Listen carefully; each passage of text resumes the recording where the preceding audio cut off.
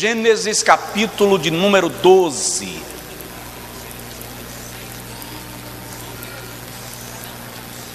Gênesis capítulo de número 12.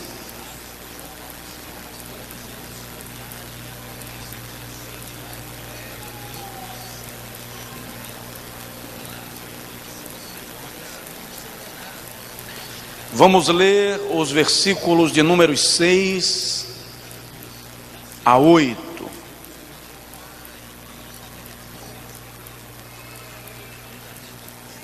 Passou Abrão pela terra até o lugar de Siquém, até o carvalho de Moré. Nesse tempo estavam os cananeus na terra. Apareceu, porém, o Senhor a Abrão e disse: à tua semente darei esta terra. Abrão, pois, edificou ali um altar ao Senhor que lhe aparecera. Diga comigo: edificou um altar. Então passou dali para o monte ao oriente de Betel e armou a sua tenda, ficando-lhe Betel ao ocidente e Ai ao oriente.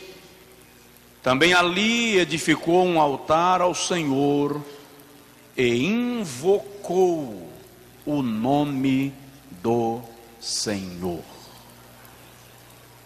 Culto da família, culto de celebração da ceia do Senhor. Antes de tudo, culto de adoração e engrandecimento ao nome que está acima de todo nome, nome de Jesus. Curve sua cabeça, por gentileza. Pai santo e justo, a tua palavra é espada de dois gumes, a tua palavra é mel, a tua palavra é fogo. A tua palavra é como martelo que esmiuça a penha, como fogo que queima a palha. Fala conosco, revela-nos o teu querer, fala-nos face a face. Tu tens liberdade, Senhor, para agir e fazer o que quiseres em nós, entre nós e através de nós. Amém. Queridos,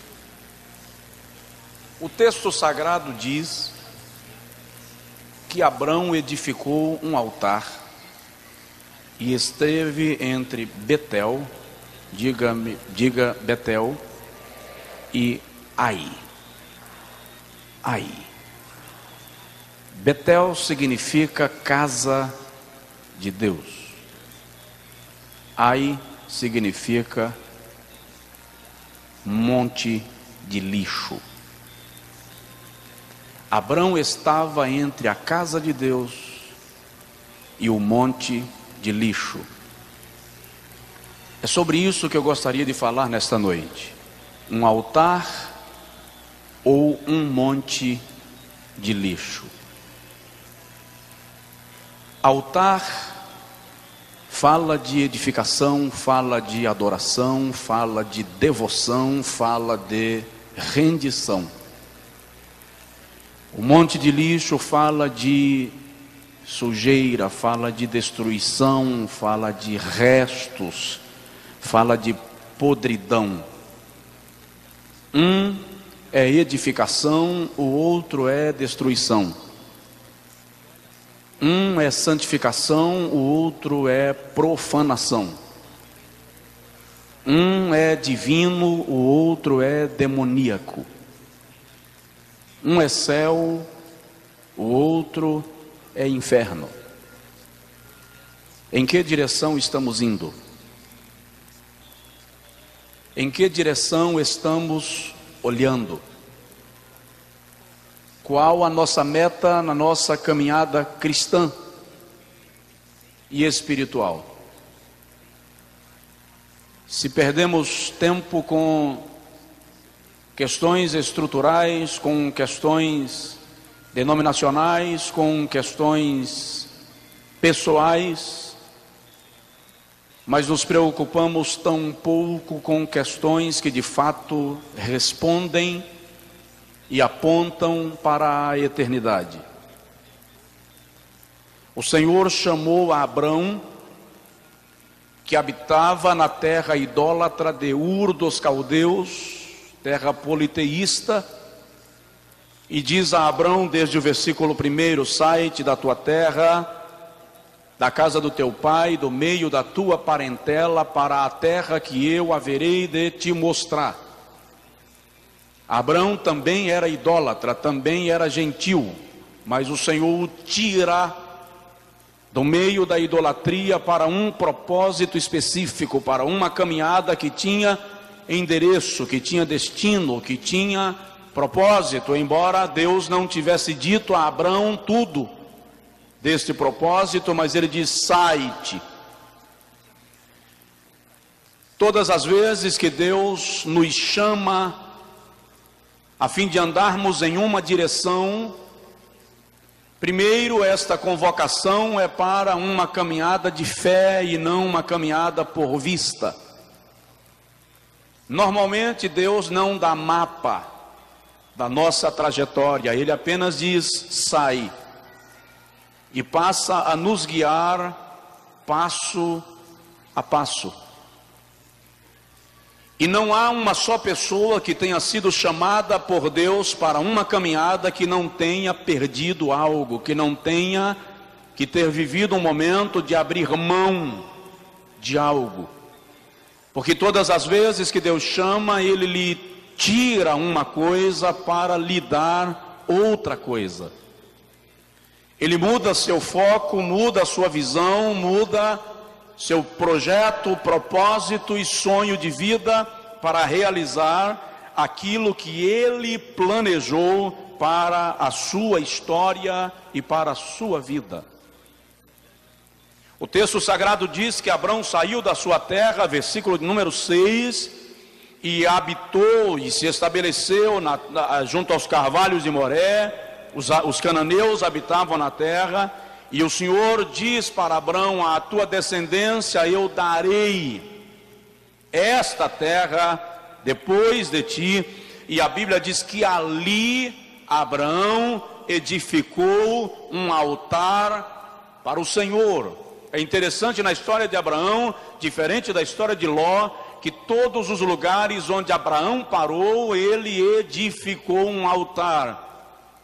O único lugar onde Abraão não edificou um altar foi no Egito, e exatamente no Egito a sua descendência foi escrava. Aquilo que eu e você não consagramos para Deus fica à mercê de uma ação do maligno. Portanto, em qualquer lugar que você estiver, ou tudo que você tenha, estabeleça um altar, consagre para Deus, dedique a Deus, ofereça a Deus, porque altar é lugar de entrega, é lugar de sacrifício, é lugar de rendição, é lugar de renúncia. Dá um toque no seu vizinho e diz para ele: altar.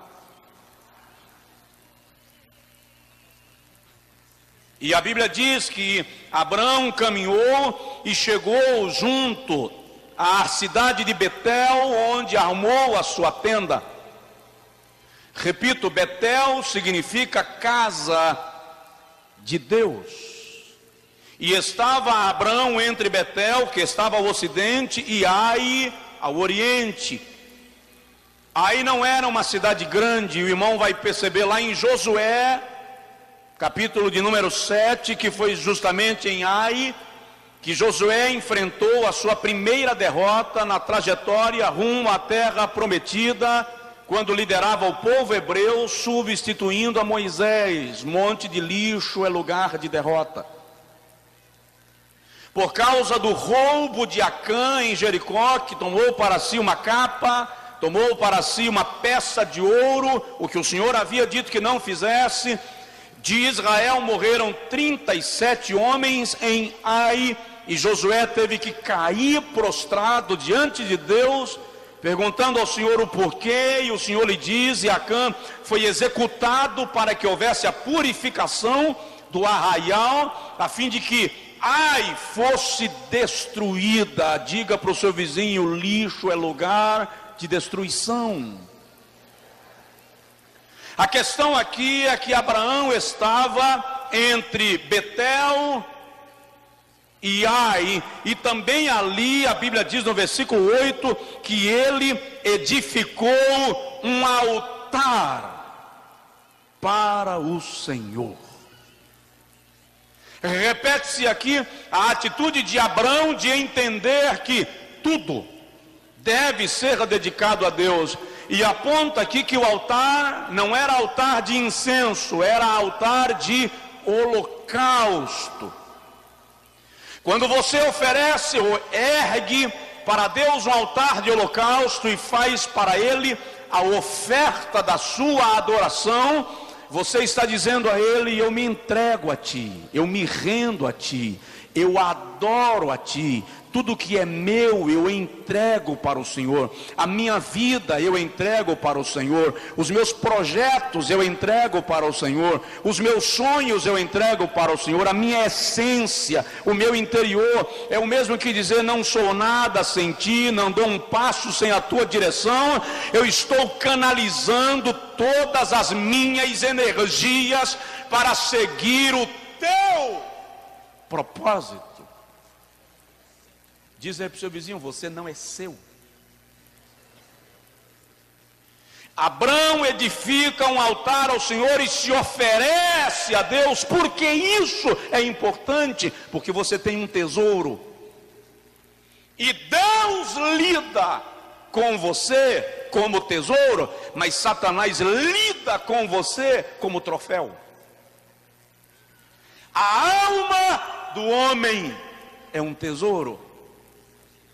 Um tesouro que Deus mesmo depositou no homem, fazendo dele a sua imagem e a sua semelhança. Mas Satanás luta para nos sacar, para nos roubar, para nos destruir. Mas entenda: para Deus você é um tesouro, para Satanás você é um troféu. O inimigo quer lhe destruir total e absolutamente. Portanto, oferecer a Deus, edificar para Deus um altar, significa dizer que ainda que Satanás tente, a sua alma já está direcionada, entregue, tomada, dominada por aquele que é dono da vida e que te vê como tesouro e não como troféu. Aleluia. Mas nós estamos entre Betel e Ai. Esse retrato se repete. Estamos entre seguir a Deus ou seguir ao diabo. Estamos entre ser igreja ou ser mundo. Não dá para ser as duas coisas. Estamos no desafio de agradar a Deus ou de agradar o inimigo de nossa alma. E não dá para agradar a dois senhores. Entenda que Deus é amor. E Deus é amor perfeito, pleno. A manifestação de toda a graça, compaixão e terna misericórdia. No entanto, esse Deus que é amor e que não nos força a segui-lo, espera que o façamos. Por quê? Porque aqueles que optam pelo monte de lixo, em algum momento terão que se deparar com o Deus que é amor, mas o Deus que no seu amor condena as obras destruidoras das trevas. Se você analisar a Bíblia Sagrada, vai perceber que em algumas ocasiões esse Deus de amor precisou exterminar cidades, culturas, civilizações inteiras. Você pode dizer: eu não posso admitir um Deus que é amor e executa uma destruição como aconteceu em Sodoma e Gomorra? Em Gênesis capítulo 6, 7 e 8, você percebe um Deus que é amor, fazendo vir chuva sobre a terra e abrindo a face do abismo e exterminando toda a raça humana, exceto Noé e sua família. O Deus que é amor permitiu a destruição de Nínive, profeta Ageu. O Deus que é amor é o Deus que fala que se nós não caminharmos segundo a sua palavra, nós vamos para o inferno. E Ele é amor. Aí você pode dizer: não dá para compreender isso. Eu não entenderia essa visão de Deus, mas é preciso que você perceba que para você entender Deus, você tem que amar o que Deus ama e odiar o que Deus odeia. Não dá para entender Deus andando do seu próprio jeito. É preciso ver as coisas como Ele as vê. É preciso amar os seus mandamentos e desfrutar das suas promessas, odiar tudo aquilo que o afronta, tudo aquilo que fere a sua santidade. Caso contrário, não entenderemos a ótica divina. Tem um versículo na Bíblia que estava lendo hoje, outra vez, e ele é perturbador. Mateus 13:33, Jesus diz que o reino de Deus é semelhante a uma mulher que coloca fermento numa massa e leveda toda a massa. Jesus está falando do reino de Deus. A mulher aqui, porque na Bíblia a mulher sempre foi utilizada para retratar diversas figuras. Jerusalém é retratada como uma mulher, a igreja é retratada como uma mulher, nações já foram retratadas como uma mulher, mas aqui a mulher simboliza um sistema maligno contaminando o reino de Deus. O fermento aqui é um veneno que contamina.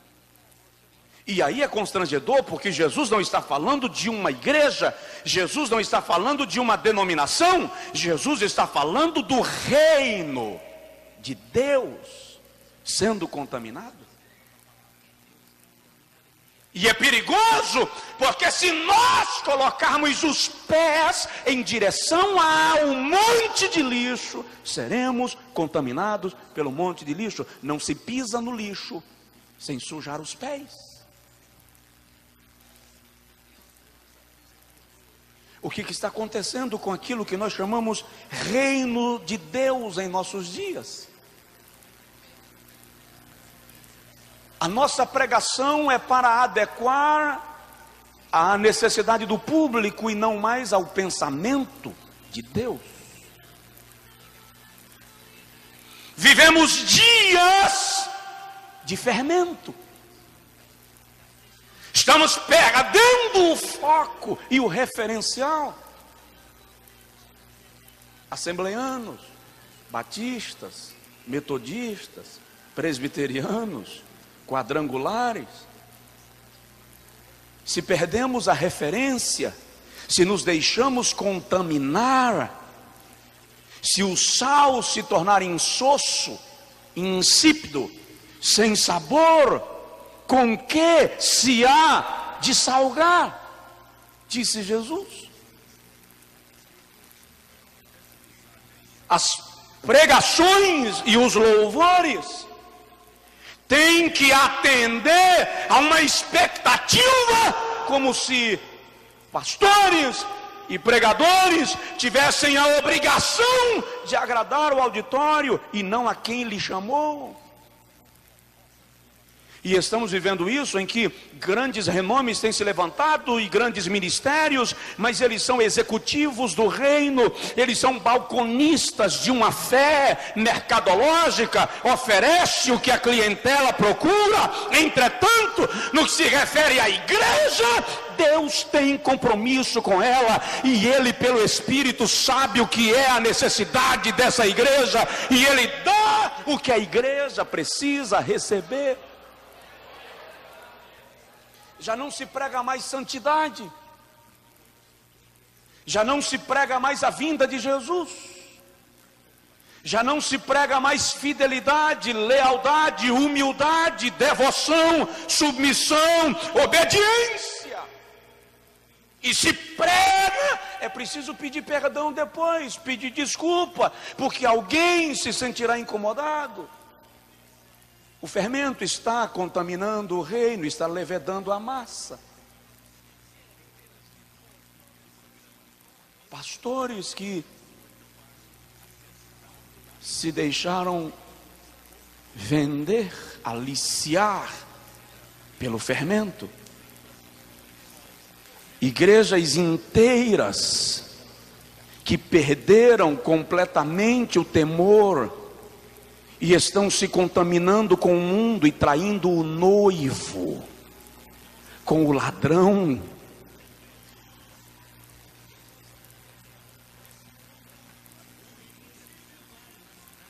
O nosso temor se foi. Já não nos preocupamos com o que Deus pensa acerca de algo, porque o que importa é que eu esteja bem. Estou entre um altar e um monte de lixo, e eu tenho que decidir em que direção eu vou. Eu tenho que decidir se a minha cidade é Betel ou se a minha cidade é Ai. Eu tenho que decidir se a minha morada aponta para a casa de Deus ou se para um monte de lixo. E o detalhe é que esse tipo de pregação e de lembrete não é muito simpático, não agrada muito. Eu preguei um dia desses sobre unidade e é visível, e depois eu até recebi queixa, reclamação sobre isso. Eu preguei na semana seguinte sobre o poder do amor. Jesus sabe, eu saí daqui, entrei no carro e desabei em lágrimas, porque a oposição espiritual, quando é para pregar o que é fato e o que é bíblico, é real. Ou seja, eu devo estar aqui como um bom contratado para agradar quem me contratou, o meu público? É errado. Eu estou aqui como um chamado por Deus para agradar quem me chamou e glorificar o seu nome. Eu estou, os senhores estão, esse é nosso dever. Eu não estou tentando resgatar para mim e trazer a tarja de profeta do século 21, não é a minha intenção, não é a pretensão. Mas eu preciso lembrar que Davi foi perseguido em casa, no campo, no vale e no reino. Paulo foi perseguido por judeus, por gentios e por cristãos.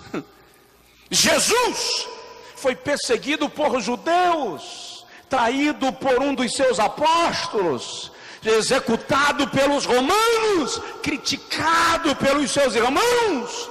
Eu não sou Davi, eu não sou Paulo, eu sou apenas uma voz que Deus quis levantar nesta geração, e eu não pedi para Ele me levantar, Ele levantou porque quis, e se responsabiliza por aqueles que Ele chama. Eu estou apenas falando o que Jesus quer de nós, porque um dia eu tenho que me deparar com Ele tete a tete, face a face, olho a olho, e responder pela responsabilidade que Ele me deu diante da sua igreja. Então decida: um altar ou um monte de lixo? Para onde você vai?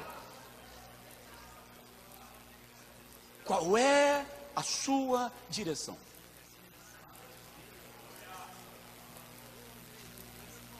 Eu posso viver legal, como o mundo vive. Ou eu posso viver normal, como a Bíblia manda. Mas o que está acontecendo, queridos, é que nós estamos numa época, dá licença, desculpa, o que eu vou falar é forte. Uma época de muitos pregadores e poucas pregações. Uma época de uma igreja que prega o evangelho, mas não é salva pelo evangelho que ela mesma prega. Estamos correndo o risco de começarmos a nos enganar. Os profetas de Israel profetizavam para o povo em nome de Deus, mas Deus não estava falando na boca deles. Pesquisas revelam que 56% dos cristãos que se dizem evangélicos não têm certeza de salvação. 56%. Esse número é de cerca de 36% entre pastores. Não se ofenda comigo e nem saia daqui com raiva da minha cara. Ou, se você porventura sair, conversa com Jesus, mas você não pode ficar na igreja sem experimentar a graça de Deus na sua vida. Não tem sentido. Não tem sentido. Para quê?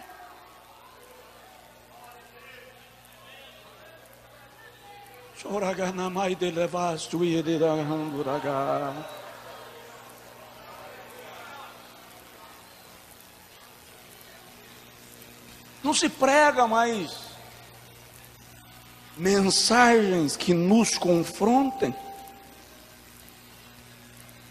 Quer que eu lhes diga uma coisa? No dia do trono branco, no dia do juízo final, muitos crentes que viveram anos na igreja não estarão sobre o trono com o Cordeiro, estarão entre os réus. Muitos pregadores que pregaram, que falaram e que fizeram apelo não estarão com Jesus, estarão para ouvirem a sentença final. E quer saber o que vai ser ainda triste? É que muitos deles vão poder olhar para os olhos de alguns pastores, de alguns líderes, de alguns pregadores e dizerem: estou aqui porque você não me falou o que eu precisava ouvir. Estou aqui porque você se tornou mercantilista da fé e não me falou sobre santidade, renúncia e altar. E aí tem duas coisas. A primeira é que eu quero estar junto com Jesus no trono. E a segunda é que eu não quero que ninguém aponte para mim e diga: você não me disse.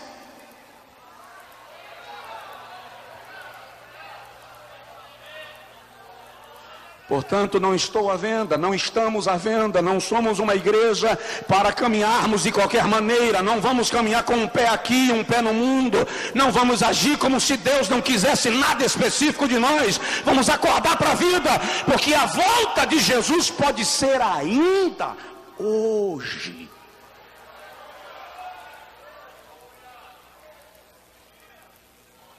Nós vamos estar lá, e aí, como nos comportaremos? Um altar ou um monte de lixo?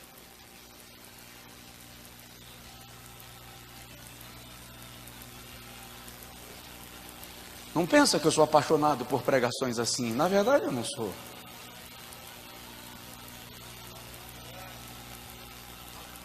Mas eu não posso me excluir dessa responsabilidade.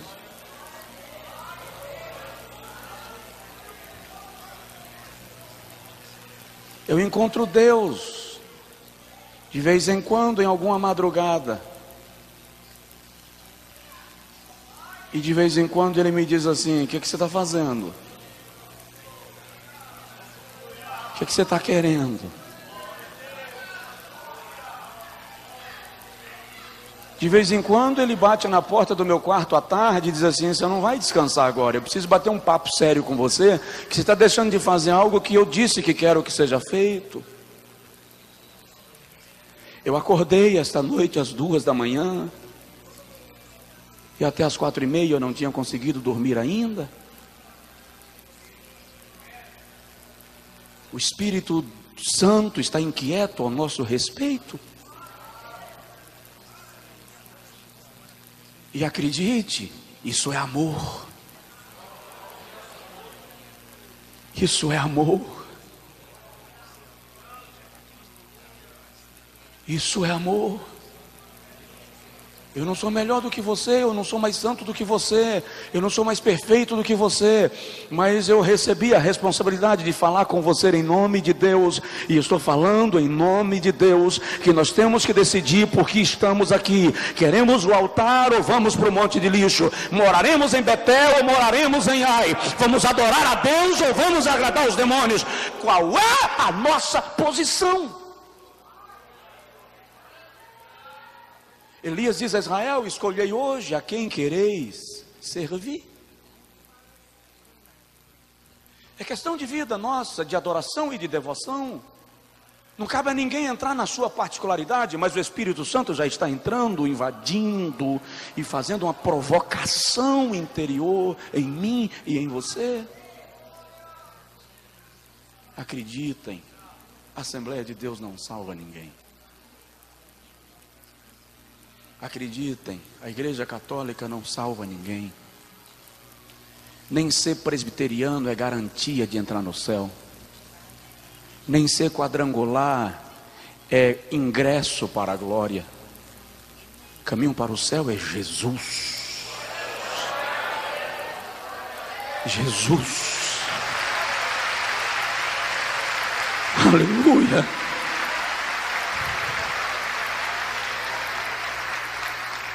Ou seguimos o caminho revelado na Bíblia, ou estamos perdendo tempo. Ou assumimos o compromisso em direção a Betel, ou a igreja virará um clube religioso.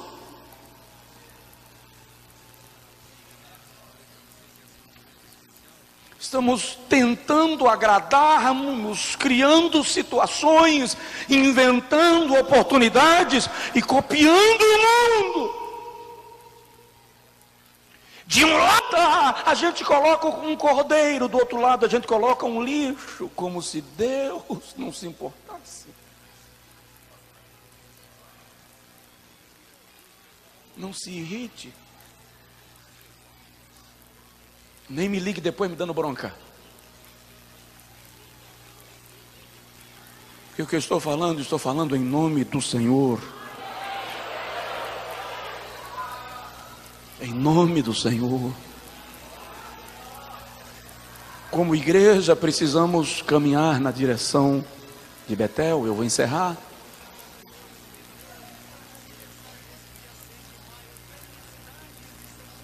Deus está interferindo em nossa história.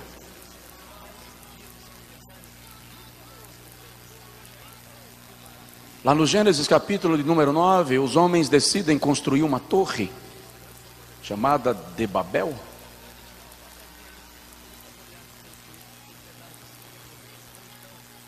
E eles se unem e constroem uma torre elevada. Tão elevada que provoca a reação de Deus. Embora alguns queiram dizer que aqueles homens eram seres primitivos que caminhavam sobre patas e que tinham o corpo peludo como macacos, o que o texto revela é que eles eram homens brilhantes, inteligentes, sem nenhum recurso de engenharia moderna. Eles construíram uma torre que provocou a reação divina. Quem vai lá hoje só encontra um montão de ruína. Babilônia hoje é apenas um montão de ruínas. Preste atenção nisso. Aqueles que se esquecem de Deus, aqueles que esquecem Betel e seguem em direção a Ai, serão apenas um montão de ruínas. Não importa o quanto uma igreja seja grande, não importa o quanto um ministério cresça, não importa quanto um pastor seja famoso e bom na oratória e na retórica, Não importa o quanto a igreja enriqueça e se transforme em impérios, se ela se esquecer de Deus, ela virará montão de ruínas. Se eu e você nos esquecermos de Deus, seremos apenas ruínas daqui a um tempo. Então vamos voltar nossa direção para Betel. A proposta é Betel. Diz aí para o seu vizinho, a proposta é Betel. A proposta é Betel, aleluia. Fica de pé, por favor. O que Deus está nos dizendo, o que Deus está nos dizendo é o seguinte: eu amo vocês. Deus está dizendo, eu os amo. Vocês para mim são um tesouro. Aí ele está dizendo, mas eu, embora os ame, odeio os vossos adultérios, odeio as vossas prostituições e as vossas falcatruas, odeio toda cópia de sistema mundano que vocês queiram adotar como estilo de vida. Eu os amo, mas não os recebo de qualquer maneira.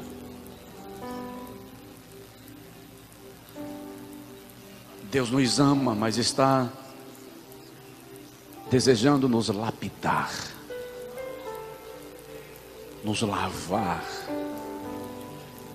nos purificar. Você consegue lembrar do desenho do templo de Salomão? Altar de holocausto, apontava para o Calvário. Pia da purificação, altar de incenso, candelabro, mesa dos pães da proposição.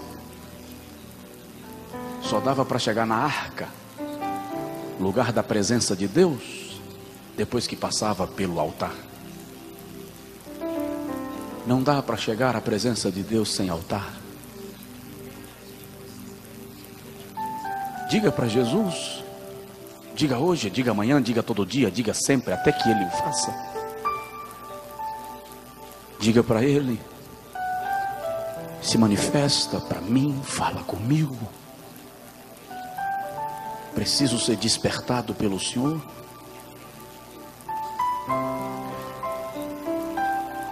A visita de Deus é gloriosa. Estar com Deus numa madrugada é inexplicável.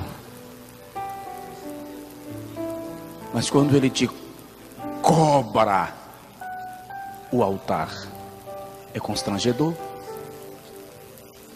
Porque a presença de Deus nos constrange.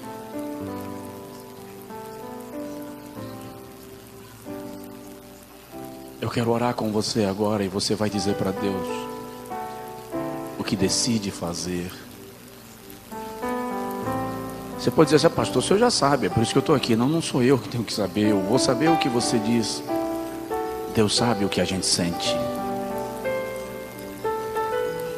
Deus sabe o que a gente sente.